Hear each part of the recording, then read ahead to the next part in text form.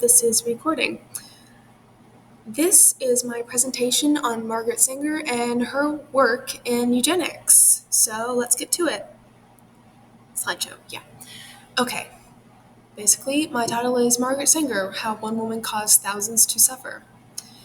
If you just look up her name, it's probably going to give you stuff on all her work in Planned Parenthood, and it's probably going to show that she was a great lady. Like, she founded the American Birth Control League, which is now Planned Parenthood, and she formed a committee for all this stuff that would legalize birth control, but because it used to be illegal way back in the early 1900s. Through her work, it was now made legal for doctors to prescribe birth control, and eventually, towards the end of her life, she helped get the pill, helped create the, you know, birth control pill. And all this great stuff will show up on women's history as if she's some great lady. But if you do literally any more research, especially on her work in eugenics, you will see other things, such as a lovely quote of hers, such as the surest sign of our civilization has bred, is breeding, and perpetuating constantly increasing numbers of defectives, delinquents, and dependents. She was a huge racist and ableist and just horrible person. She did a paper called My Way to Peace in 1939, and she basically said that all of these people on my list, I'm not sure if you can see my pointer, basically all of them should be forcefully sterilized. The first few, she said, should be, reviewed and just sterilized. But several of these later ones, she said, should be put into government-funded and ran, basically concentration camps into which they would be forcefully sterilized. And then, if they reformed their ways and become productive members of society, apparently, they would be allowed back into society. But they still couldn't have kids, all forcefully sterilized. And that is basically what she said should happen in her little paper over here. Yeah. Somehow that got some, work because she got several states to legalize forceful sterilization, like over 30. But later on, she established the Harlem Clinic, which was established in 1930, as you can see. It was during the Great Depression when most people could not afford to have kids.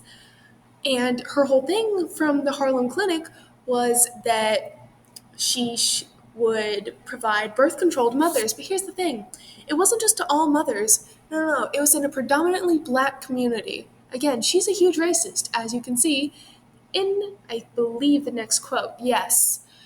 Basically, yada, yada, yada. She said, "We do not want word to get out that we want to exterminate the Negro population, and the minister is the man who can straighten out that idea if it ever occurs to any of their more rebellious members."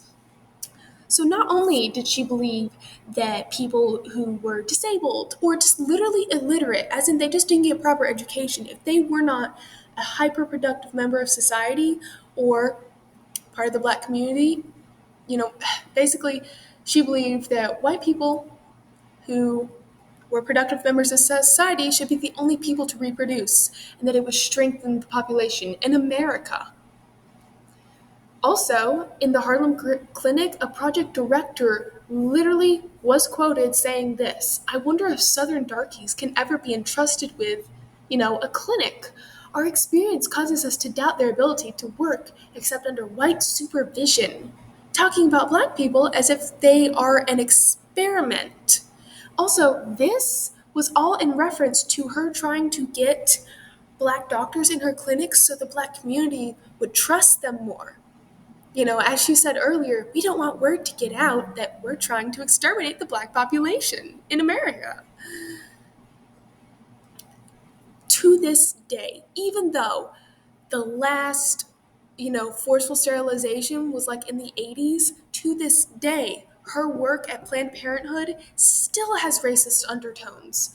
Because in 1992, a report revealed that 23.2% of women who obtained abortions were black, even though blacks make up no more than 13% of the population. And down here, you can really see that they are more in predominantly black neighborhoods, and they encourage more black women to have abortions than white women.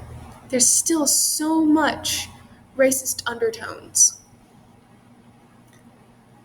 The only thing that did finally get the public to start realizing that, hey, this is kind of a bad thing, is Carrie Buck and her case.